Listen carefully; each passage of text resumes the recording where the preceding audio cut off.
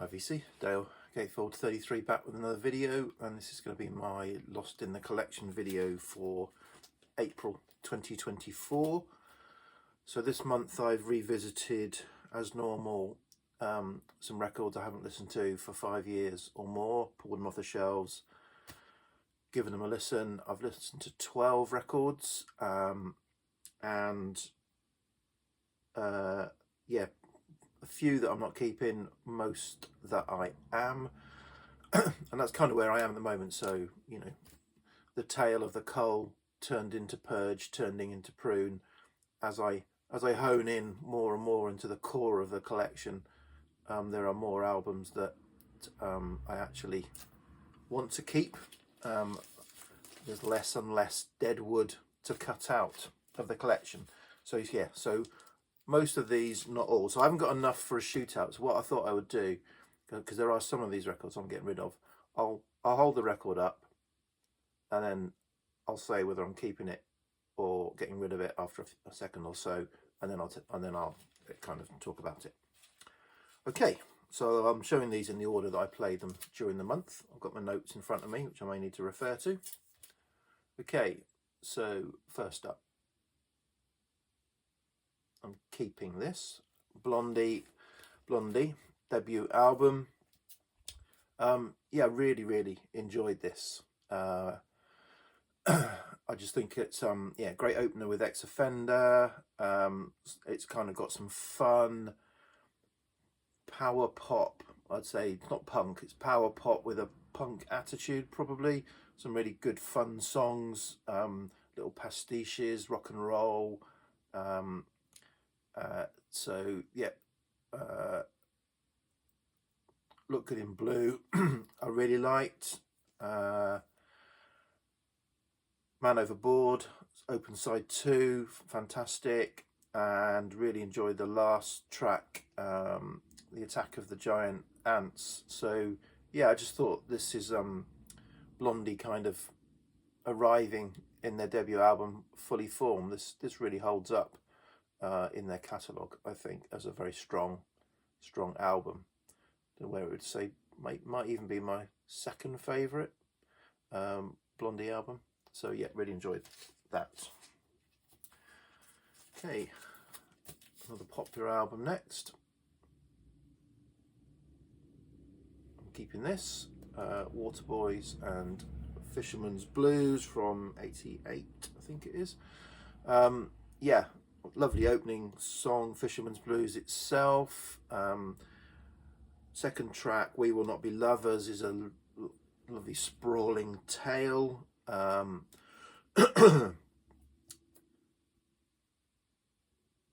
Strange Boat is great, and Sweet Thing are great on side one. So side one is really strong. Side two opens with a sort of really fun song, A Bang on the Ear and A Bang on the Ear. The rest of it is okay, and Stolen Child at the end I really enjoyed. So overall, a really strong listen. Waterboys. Next up. So this is a keeper as well. Damnation, Second Damnation. So a US, I don't know what they, psyche blues rock album. Artist from 1970. This came out. It's a reissue. So I'm going to sneeze in a minute. Yeah, so it's bluesy psych, as I said. I really like the vocal tone of the lead singer. I've got a reissue of their previous album, their debut, and I really enjoyed that. I enjoy that more than this, but this I still enjoy enough. Opening tracks really strong. No Way, Death of a Virgin, and the other standout for me is middle of side 2, New York City Woman. Yeah, so a good bluesy psych album from 1970.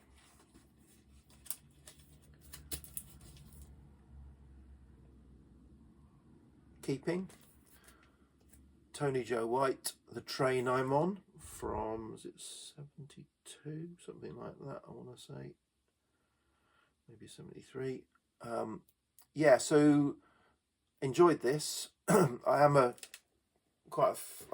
fan of Tony Joe White, and I love his first 6 albums. I've got them all now, and really enjoy them. This, I was kind of convinced before going back to it that was my favourite. On re-listening, it probably isn't, but it's still a strong, those 6 albums are all really good. This is around number 5 probably of his albums. Yeah, so opening song, I've got a thing about you, baby. Excuse me, got a frog in my throat this morning. It's a mix of, I don't know, swampy kind of bluesy soul and heart-rending kind of tragic ballads, as are most of his albums, to be honest. It's a strong Tony Joe White album, but as I said, not as good as I remembered. Okay. Keeping as well, complete change of gear. This is Virginia Astley, and From Gardens Where We Feel Secure. Is it 83 album, I want to say. This an original, quite hard to come by. This is a lovely copy. I've been wanting to play this for ages, but I wanted it to be kind of the right time of year to play it, and it's a spring album or a summer album, depending, bits of it are spring and bits of it are summer. So I held off, and I thought I'll play it in April. It's going to be spring, and then the weather's been miserable again. It's just continuously miserable, though it's a nice sunny day today when I'm recording this. So kind of just desperate to play it, and it is beautiful kind of mix of some field recordings with some delicate music. It's got chirping birds and a hooting owl and stuff like that. But yeah, really enjoyable ambient album that suits, as I said, sort of spring and summer more than any other time of year, probably. Really enjoyed going back to that.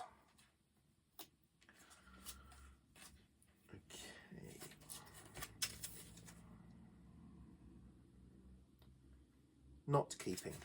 So yeah, The Who and My Generation. This is a reissue, a mono reissue that I got a few years ago. It's okay. I mean, fair play to The Who. This has got a lot of songs that Pete Townsend wrote on it for an opening album. Of the time they were kind of doing a lot of artists like the Stones or the Beatles were doing covers. They've done their own stuff. It just doesn't kind of, sit with me as a strong album I need to listen to front and back. The standout tracks for me are the tracks, the My Generation and The Kids Are Alright are the standout tracks for me. And the rest didn't engage me as strongly as I'd hoped. So, so not an essential album for the collection for me. Let's turn the page.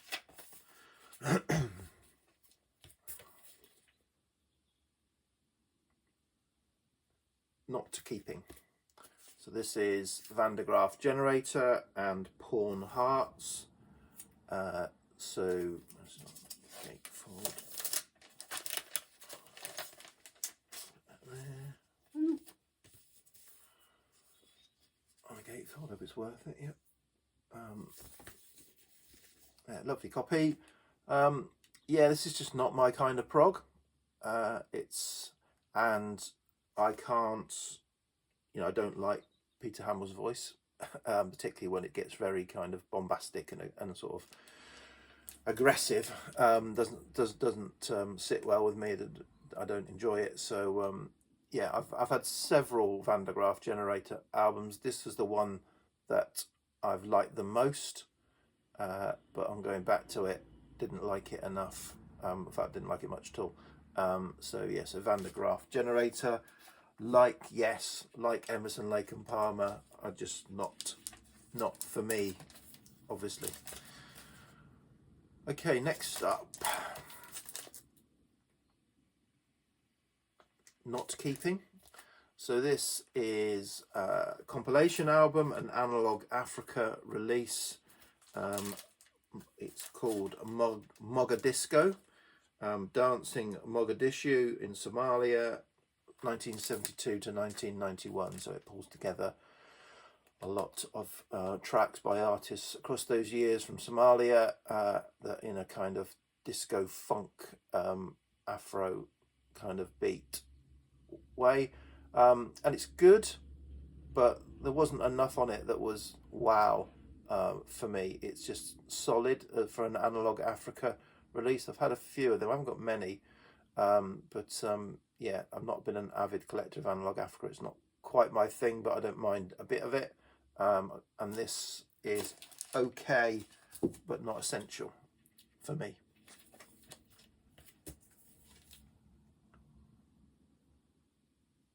Keeping. So this is 13 by Lee Hazelwood, and this is a strange, so this is a Light in the Attic reissue that I got when it came out. On the inside is a little cartoon that explains about this record. So rather than me try and paraphrase it, I'll read it out. So in 1966, Lee Hazelwood and his girlfriend Susie Jane Hokum started a record label called LHI Records. A funny thing began to happen as the number 13 kept magically popping up. Take 13 was always the best vocal take, and similar coincidences occurred. It became their lucky number. Lee even had a pair of custom watch made with a 13 in place of a 12. Okay, one day a musician named Larry Marks knocked on the door of LHI Records. They hit it off right away and began to produce together. Larry was also a go-to backing singer for Lee's sessions at the time. Larry had an idea to record a few Hazelwood compositions with his soulful R&B production, a different take on his usual style. Larry and Lee assembled a dream team of LA musicians to record the album. During the recording of Larry's album, Lee's relationship with his girlfriend Susie Jane started to fall apart, and he was also going to business trouble with his label. Seizing an opportunity to take a fresh start, Lee moved to Sweden to chase success and score some hits. He left behind Los Angeles, his label, his lady, and the Larry Marks album. Larry Marks took it all in his stride and wound up, continuing his musical career elsewhere, including singing the Scooby-Doo cartoon theme and working with Barry White. While in Sweden, a heartbroken Lee Hazelwood wrote Requiem for an Almost Lady, an album chronicling his love and breakup with Susie Jane Hokum. Out of the material from LA, Lee needed product for a new album. Out of the material from LA, Lee needed product for a new album. Then a eureka moment. He went back to the Larry Marks tapes.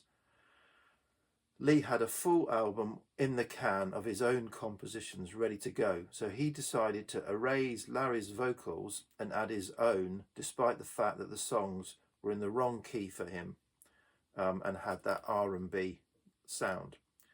With Susie Jane still on his mind, Lee decided to use their old lucky number as the album title, 13. Lee's good friend and collaborator, Torbjorn Axelman, shot the photo for the cover on the Isle on the Isle of Gotland, where Cowboy in Sweden was filmed, another Lee Hazelwood album. This was one of Lee's favourite photos of himself, as he thought the dartboard gave him a halo and the chair angel wings.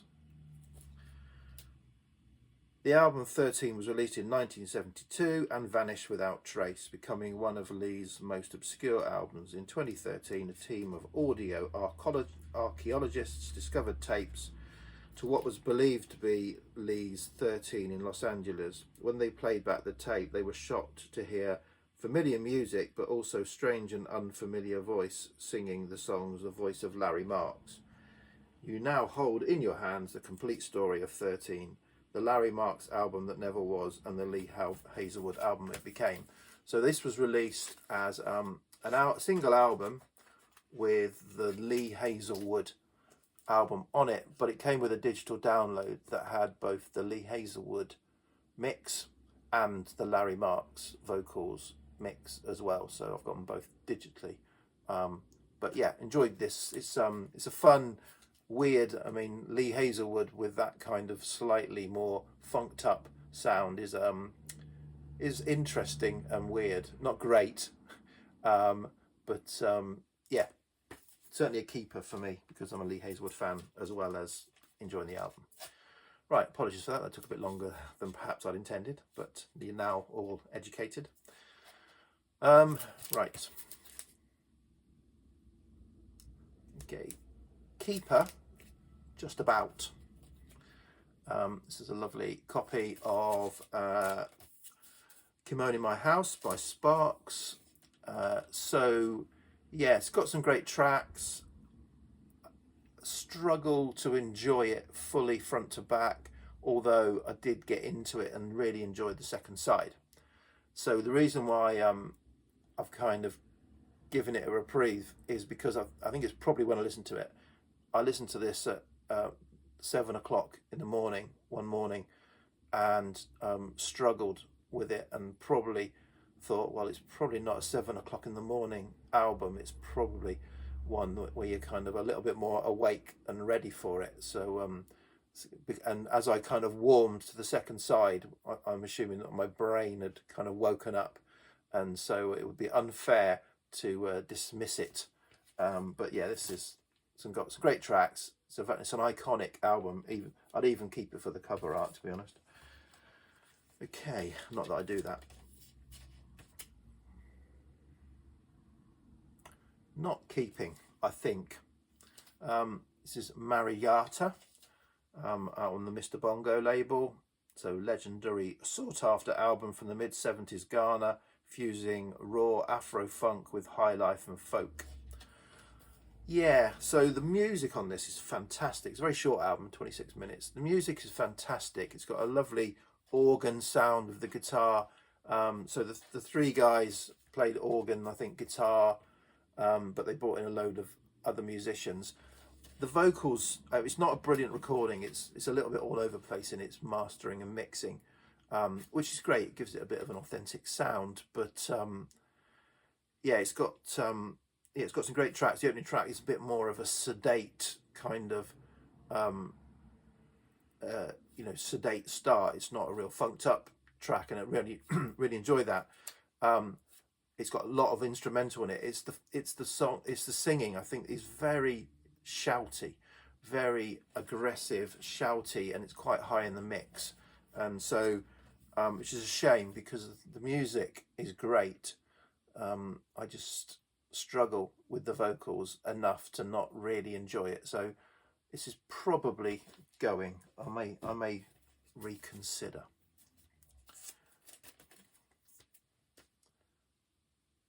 Keeping. Yeah, so enjoy going back to this. This album I've got several years ago, and at the time I wasn't into all my kind of synth stuff that I am now, and so missed the point perhaps on this album at the time of it being a bit more of a kind of album than a hits album. And but going back to it with my ears that I have now, I really enjoyed this as a front to back listen. This kind of got some, it's got some interesting things going on, a few sort of samples and uses of the synthesizer that I really appreciated. So yeah, it suits the sound, it suits the era, it suits the style, and so yeah, really enjoyed this, and definitely a keeper. Okay, so that's my 12 albums from April. So yep, cheers VC, thanks, bye.